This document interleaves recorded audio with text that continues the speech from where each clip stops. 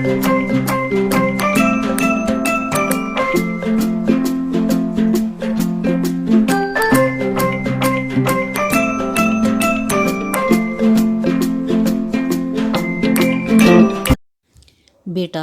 ਇਸ ਪਾਠ ਦਾ ਉਦੇਸ਼ ਹੈ ਵਿਦਿਆਰਥੀ ਪ੍ਰਹਿਲਾਦ ਭਗਤ ਦੇ ਜੀਵਨ ਬਾਰੇ ਜਾਣਨਗੇ।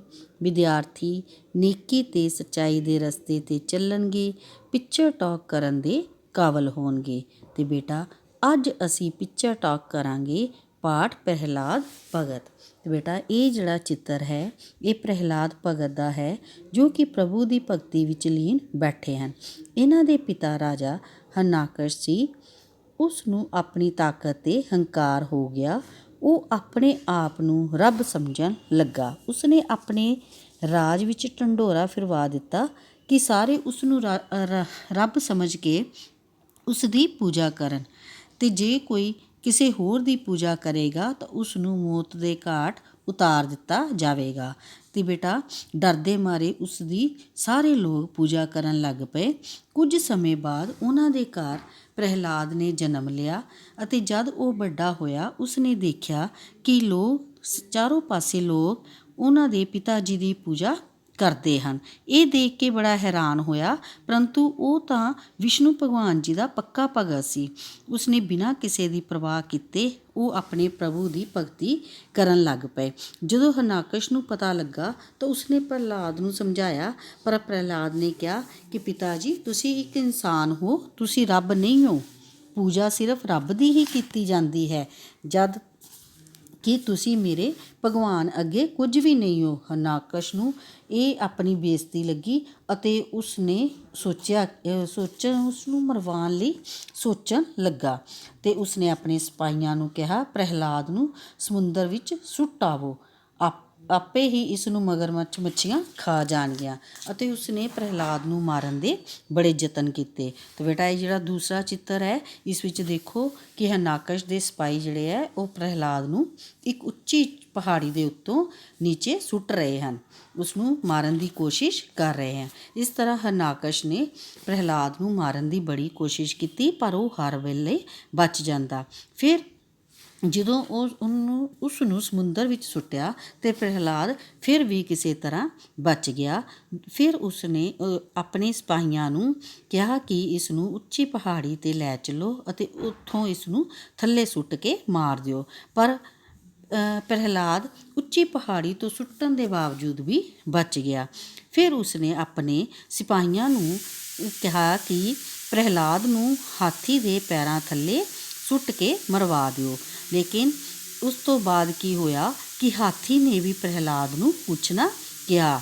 ਫਿਰ ਬੇਟਾ, ਇਹ ਜਿਹੜੀ ਤੀਸਰੀ ਤਸਵੀਰ ਹੈ ਇਹ ਜਿਹੜੀ ਹੈ ਇਹ ਹੋਲਿਕਾ ਦੀ ਹੈ। ਹੋਲਿਕਾ ਪ੍ਰਹਿਲਾਦ ਨੂੰ ਆਪਣੀ ਗੋਦੀ ਵਿੱਚ ਲੈ ਕੇ ਅੱਗ ਵਿੱਚ ਬੈਠੀ ਹੋਈ ਹੈ। ਅਤੇ ਬੇਟਾ, ਤੁਹਾਨੂੰ ਪਤਾ ਹੋਲਿਕਾ ਕੌਣ ਸੀ? ਹੋਲਿਕਾ ਰਾਜੇ ਦੀ ਭੈਣ ਸੀ, ਹਰਨਾਕਸ਼ ਦੀ ਭੈਣ ਸੀ।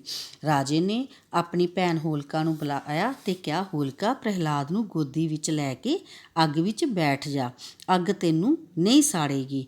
ਕਿਉਂਕਿ ਬੇਟਾ, ਜਿਹੜੀ ਹੋਲਿਕਾ ਸੀ ਉਸਨੂੰ ਵਰ ਮਿਲਿਆ ਸੀ ਕਿ ਅੱਗ ਉਸ ਦਾ ਕੁਝ ਨਹੀਂ ਵਿਗਾੜ ਸਕਦੀ। ਅਤੇ ਹੋਲਿਕਾ ਪ੍ਰਹਿਲਾਦ ਨੂੰ ਲੈ ਕੇ ਅੱਗ ਵਿੱਚ ਬੈਠ ਗਈ ਅਤੇ ਹੋਇਆ ਉਹੀ ਕਿ ਅੱਗ ਵਿੱਚੋਂ ਪ੍ਰਹਿਲਾਦ ਤਾਂ ਬਚ ਗਿਆ, ਪਰ ਹੋਲਿਕਾ ਜਲ ਕੇ ਰਾਖ ਹੋ ਗਈ, ਉਸ ਸਵਾਹ ਹੋ ਗਈ। ਅਤੇ ਇਹ ਦੇਖ ਕੇ ਹਰਨਾਕਸ਼ ਬੜਾ ਅੱਗ ਬਬੂਲਾ ਹੋ ਗਿਆ। ਉਸ ਨੇ ਇੱਕ ਥੰਮ ਦੇ ਦੁਆਲੇ ਅੱਗ ਬਾਲ ਕੇ ਥੰਮ ਨੂੰ ਗਰਮ ਕਰਵਾ ਦਿੱਤਾ। ਫਿਰ ਉਸ ਨੇ ਪ੍ਰਹਿਲਾਦ ਨੂੰ ਉਸ ਥੰਮ ਨਾਲ ਜੱਫੀ ਪਾਉਣ ਲਈ ਕਿਹਾ। ਪ੍ਰਹਿਲਾਦ ਨੇ ਥੰਮ ਉੱਤੇ ਇੱਕ ਕੀੜੀ ਤੁਰਦੀ ਦੇਖੀ। ਪ੍ਰਹਿਲਾਦ ਨੇ ਕੀੜੀ ਦੇ ਰੂਪ ਵਿੱਚ ਆਪਣੇ ਭਗਵਾਨ ਨੂੰ ਦੇਖ ਲਿਆ ਸੀ। ਉਸ ਨੇ ਜਾ ਕੇ ਥੰਮ ਨਾਲ ਜੱਫੀ ਪਾ ਲਈ। ਜਦੋਂ ਪ੍ਰਹਿਲਾਦ ਨੂੰ ਕੁਛ ਨਾ ਹੋਇਆ ਤਾਂ ਹਰਨਾਕਸ਼ ਨੇ ਆਪਣੀ ਤਲਵਾਰ ਕੱਢੀ ਅਤੇ ਉਸ ਦੇ ਉੱਤੇ ਜ਼ੋਰ ਦੇ ਨਾਲ ਵਾਰ ਕੀਤਾ, ਪਰ ਪ੍ਰਹਿਲਾਦ ਫਿਰ ਵੀ ਬਚ ਗਿਆ ਔਰ ਥੰਮ ਦੇ ਵਿੱਚੋਂ ਇੱਕ ਅਜੀਬ ਹੀ ਕਿਸਮ ਦਾ ਪ੍ਰਾਣੀ ਬਾਹਰ ਨਿਕਲਿਆ। ਉਸ ਦਾ ਧੜ ਮਨੁੱਖ ਦਾ ਸੀ ਅਤੇ ਉਸ ਦਾ ਸਿਰ ਜਿਹੜਾ ਸੀ ਉਹ ਸ਼ੇਰ ਦਾ ਸੀ।